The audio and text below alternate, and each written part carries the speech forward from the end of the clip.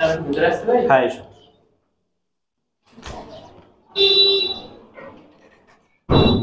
Good afternoon, বসো। দেবজ্যোতি পাল, তাই না? বলো নিজের সম্পর্কে কিছু বলো।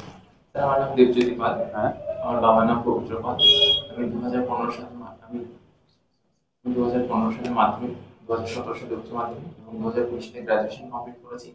আমি উত্তর 24 পরগনা জেলার বনগাঁ থানার অন্তর্গত খয়রামারি গ্রাম থেকে এসেছি। আমি এখন বিভিন্ন প্রতিযোগিতামূলক পরীক্ষার জন্য পড়াশোনা করছি এবং তার সাথে সাথে কিছু গৃহ শিক্ষকের। আচ্ছা আচ্ছা, গৃহশিক্ষক, তাই তো? তো তোমার এমনি সাবজেক্ট কি তোমার? আমার গ্রাজুয়েশনের সাবজেক্ট ছিল হচ্ছে ফিজিক্স, আচ্ছা, এবং computer science. Physics, math, computer science. তো তুমি শ্রীধরাচার্যের সূত্রটা বলো।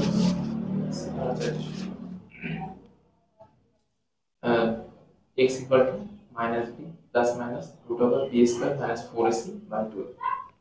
এটা অ্যাকচুয়ালি এই সূত্র দিয়ে আমরা কি নির্ণয় করি? স্যার বীজ নির্ণয় করি। কোন কোন সমীকরণ ইউজ হয় এটা? দ্বিঘাত সমীকরণ। দ্বিঘাত সমীকরণ। আচ্ছা, বি স্কোয়ার মাইনাস 4ac কে কি বলা হয়? জানা নেই, তাই তো? আচ্ছা, আরেকটা কথা বলো যে তুমি তো মানে টিউশন পড়ো না বাচ্চাদের, তো এই বাচ্চাদের টিউশন পড়িয়ে তারপর নিজে এটাকে ব্যালেন্স করো কি করে, যে চাকরির পরীক্ষা দিচ্ছ তার সঙ্গে? স্যার আমার পারিবারিক পরিস্থিতি এমন যে আমাকে এটা করতেই হয়, তার কারণ আমি এছাড়া আপাতত অন্য কিছু করার মতো পরিস্থিতি নেই। তাই আমি পড়াশোনা যেহেতু করি তার পাশাপাশি এটাই আমার পড়া সম্ভব হয়ে উঠেছে। তার এর সাথে সাথে আমি যেটুকু সময় পাই সেটুকু আমি স্যার পড়াশোনাতে দিই এবং তাতে মোটামুটি ব্যালেন্স করা সম্ভব হয়। আচ্ছা আচ্ছা, তুমি তো বিজ্ঞানের ছাত্র না? তুমি তো গ্লাস ইউজ করছো দেখছি। কোন লেন্স এটা? মানে কি লেন্স দিয়ে তৈরি তোমার গ্লাসটা? সেটা অবতল লেন্স দিয়ে তৈরি। কেন অবতল দিয়ে তৈরি কেন, মানে কি প্রবলেম? স্যার চোখে দু ধরনের প্রবলেম আছে বলে আমার জানা। একটা হচ্ছে মায়োপিয়া এবং একটা হচ্ছে হাইপারমেট্রোপি। তো আমার হচ্ছে মায়োপিয়া, সেজন্য আমার এটা এই সমস্যার সমাধানের জন্য অবতল লেন্স ব্যবহার করা হয়, তাই আমার অবতল লেন্স। আচ্ছা আচ্ছা, আর লেন্সের ক্ষমতা সম্পর্কে জানা আছে? ক্ষমতা ডিকপ্টে যায় স্যার। তুমি অ্যাস্টিগমাটিজমের নাম শুনেছো? হ্যাঁ স্যার, শুনেছি। এটা হলে কোন লেন্স ব্যবহার করা হয়? এই মুহূর্তে আমি বলতে পারছি। মূলত সিলিয়ারি পেশি, এটা কোথায় দেখতে পাওয়া যায়? চোখে। তুমি অ্যানথ্রোপোলজির কথা শুনেছো? এখানে কি পড়ানো হয়? অ্যানথ্রোপোলজির বিষয়টা হচ্ছে নৃবিদ্যা, মানুষের শারীরিক গঠন, উৎপত্তি, এগুলো সম্পর্কে স্যার শুধু গঠন আর উৎপত্তি সম্পর্কে পড়ানো হয়? স্যার এগুলো সব শারীরিক গঠন এগুলো সম্পর্কিত আরো ডিটেলস যেগুলো আছে সেগুলো পড়া হবে না।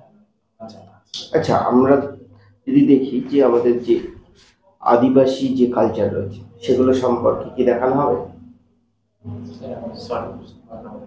আমাদের তো বিভিন্ন কালচার রয়েছে না, মনে করো ব্রিটিশ আমলে যে আমাদের কলোনিয়ালিজম হয়েছিল সেই সময় যে আমাদের উপজাতিরা রয়েছে তাদের সম্পর্কে কি নৃতত্ত্বে পড়ানো হবে? হ্যাঁ স্যার, অবশ্যই পড়ানো হবে। তার মানে মানুষের কালচার সম্পর্কেও পড়ানো হচ্ছে। যেহেতু মানুষের উৎপত্তি থেকে ডিটেলস পড়ানো হচ্ছে। তুমি হর্টিকালচার কি জিনিস বলো তো? হর্টিকালচার মানে স্যার আমাদের যে বিভিন্ন রকম শাকসবজি চাষ, সেগুলোকে হর্টিকালচার বলা হয়। আচ্ছা, হর্টিকালচারে কি আমরা শুধুই শাকসবজি চাষ করব? হর্টিকালচারে স্যার বিভিন্ন ধরনের পদ্ধতি আছে আমি জানি, বা বিভিন্ন রকম ভাগ আছে আমি জানি। সেগুলো হচ্ছে স্যার এর সাথে প্রাণী পশু পাখি পালন করে এবং তার সাথে পাশাপাশি এটাও করা সম্ভব। মানে বিভিন্ন সে তো অ্যানিমাল হাজবেন্ডারি কি হর্টিকালচারের ভেতরে পড়বে? পশুপালন কি হর্টিকালচারের ভেতরে পড়বে? পশুপালন এটা ফার্মিং এর ভেতরে পড়ে স্যার, এটা সম্পর্কে একটু পরিষ্কার ধারণা আমার এই মুহূর্তে। আচ্ছা, তুমি মিক্সড যে ফার্মিং সেটা বলতে কি বোঝো? বিভিন্ন ধরনের শাকসবজি একত্রে চাষ করা হয় তাকে মিক্স ফার্মিং। আচ্ছা, ঠিক আছে স্যার। দেবজ্যোতি পাল, তুমি কোন ক্লাস পড়ো? স্যার আমি ছোট থেকেই পড়াই, মানে ক্লাস 5-6 এদেরই পড়াই, সবে শুরু করেছি। আচ্ছা, ক্লাস 5-6 পড়াও। আচ্ছা বলো তো, সব থেকে ছোট মৌলিক সংখ্যা সবাই জানি 2, এক মৌলিক সংখ্যা নয় কেন?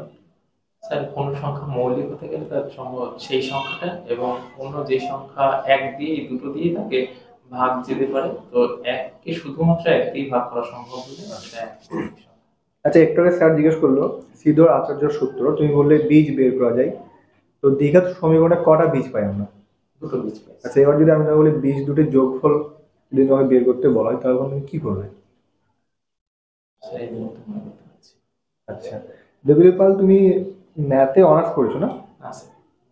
আচ্ছা, বিএসসি করে পিওর সায়েন্স। হ্যাঁ স্যার। আচ্ছা, ঠিক আছে। তো বলো তো, আমাদের কলকাতা পুলিশে জয়েন করতে এসেছো, কলকাতা পুলিশের মোটো কি? উইথ ইউ অলওয়েজ, সর্বদা আপনার সাথে। আচ্ছা, আর পশ্চিমবঙ্গ পুলিশের motto? We dare we care. আচ্ছা, কলকাতা পুলিশ আর পশ্চিমবঙ্গ পুলিশের মধ্যে বেসিক ডিফারেন্সটা কি? স্যার, পশ্চিমবঙ্গ পুলিশ হচ্ছে সমগ্র পশ্চিমবঙ্গের দেখাশোনা বা নিরাপত্তার দায়িত্ব পালন করে, এবং কলকাতা পুলিশ হচ্ছে সমগ্র কলকাতা শহরটিকে দেখাশোনা করে। আচ্ছা, কলকাতা পুলিশ কবে গঠন হয়েছিল? 1856 সালে। 1856। আর পশ্চিমবঙ্গ পুলিশ কবে হয়েছে? 1861 সালে। আচ্ছা, তুমি কি জানো আমাদের কনস্টেবলকে তোমাকে ট্রাফিকেও কাজ করতে হতে পারে? হ্যাঁ স্যার।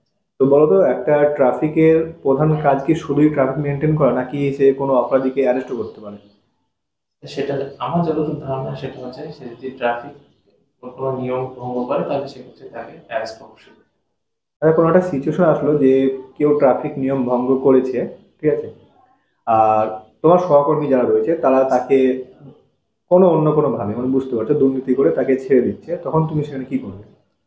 আর আমার সহকর্মী যদি হয়ে থাকে, তো আমি তাকে প্রথমে বোঝাবো যে এটা করা উচিত নয়, এবং তাকে যত সম্ভব চেষ্টা করবো সে যাতে এই কাজটা না করে, এবং সে যদি সেই কাজটা করতে তো তারপরেও রাজি হয়, তো আমি আমার ঊর্ধ্বতন কর্তৃপক্ষকে জানাবো যে সে এমন কাজটা করছে, এবং তার চেষ্টা করবো যে আমার পরিচয়টা যাতে অজ্ঞাত থাকে তার কাছে।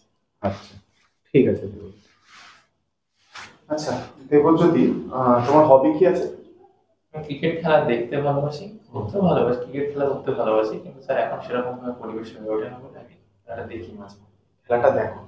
আচ্ছা বলো তো, বর্তমানে আইসিসি র্যাঙ্কিং এ ইন্ডিয়ার স্থান ওডিআই তে কত আছে, টি-20 তে কত আছে, আর টেস্টে কত আছে? স্যার, 3টে পজিশনে কিছুদিন আগে যে র্যাঙ্কিং প্রকাশিত হয়েছে সেখানে 3টে ক্ষেত্রেই ভারতের র্যাঙ্কিং ওয়াইড করেছে। তিনটাতেই এক রয়েছে, তাই না?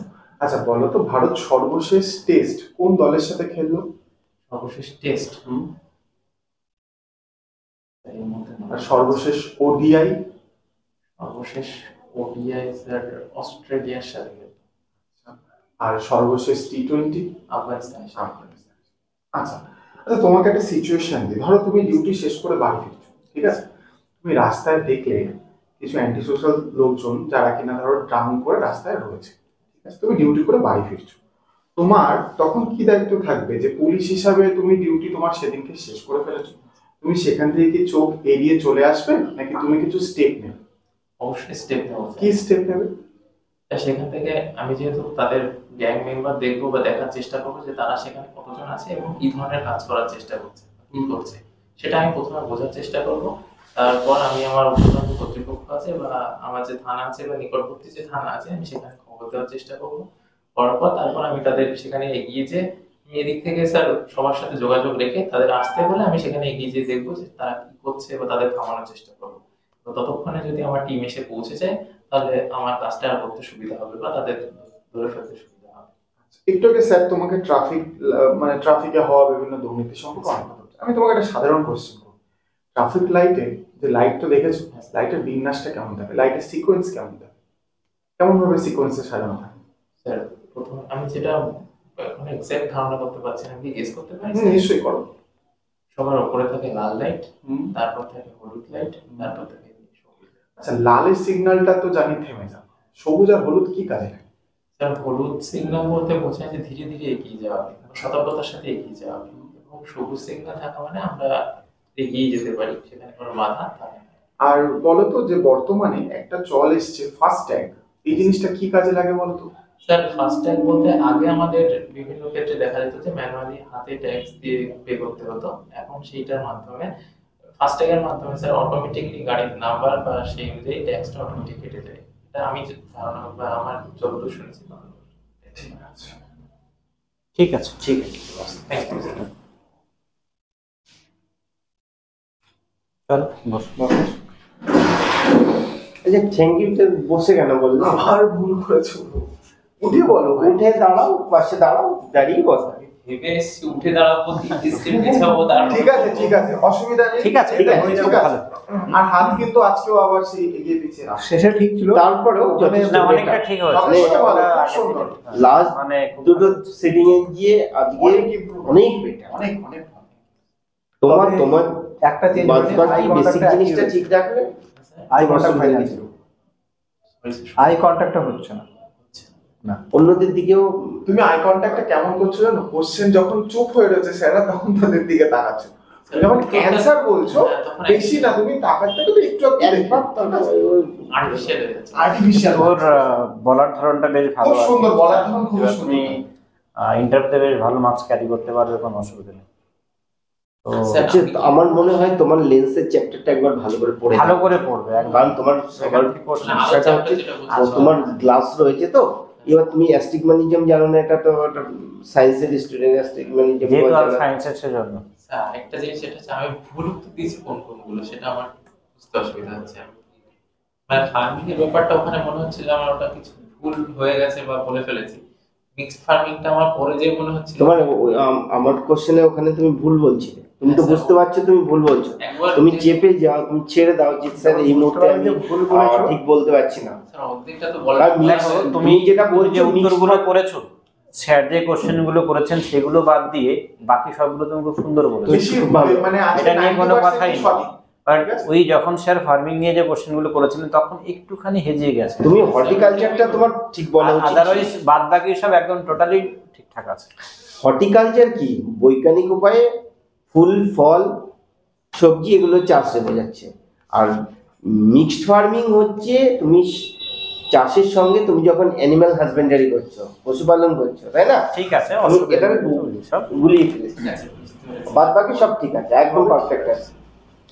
কিন্তু মানে মানে আরেকটু ভালো পারফরম্যান্স হলে হ্যাঁ হয়ে যাবে, হয়ে যাবে। বেটার ইন্টারভিউ হবে, আমি বলছি। আরো ভালো হবে, কোনো চিন্তা তুমি নেই। মানে এর আগের বার আমরা যেমন দেখেছি তুমি 13+ ক্যারি করতে পারো, কোনো অসুবিধা নেই। আশা করা যায় মানে আরো 2-3টে মক দেখো তোমার যে আজকের ইন্টারভিউ ছিল, তোমার 12 একদম 12.5 এরকম আরামসে দিল, দেওয়া যায়। কিন্তু বিষয়টা হচ্ছে তুমি যে ভুলটা করলে, তুমি যদি আমার কোশ্চেন তোমার যখন প্রথমটা গুলিয়ে গেল, তুমি দ্বিতীয়টা অ্যান্সার না করে যে সরি স্যার এই মুহূর্তে আমার মনে পড়ছে না, এটা তোমার সত্যি বেশি বলতে বেটার। কি, মানে সব কোশ্চেনে এর আগের বার আমাদের স্টুডেন্ট যে 13.75 পেলো, সে কিন্তু 3-4টা কোশ্চেনের উত্তর মানে করতে পারেনি, বাট দিতেই তার পারেনি। সত্ত্বেও কিন্তু তার বডি ল্যাঙ্গুয়েজ দারুণ, শুরু থেকে তোমারও একদম ঠিক আছে, কোনো অসুবিধা কিচ্ছু নেই, তোমারও খুবই ভালো। ঠিক আছে।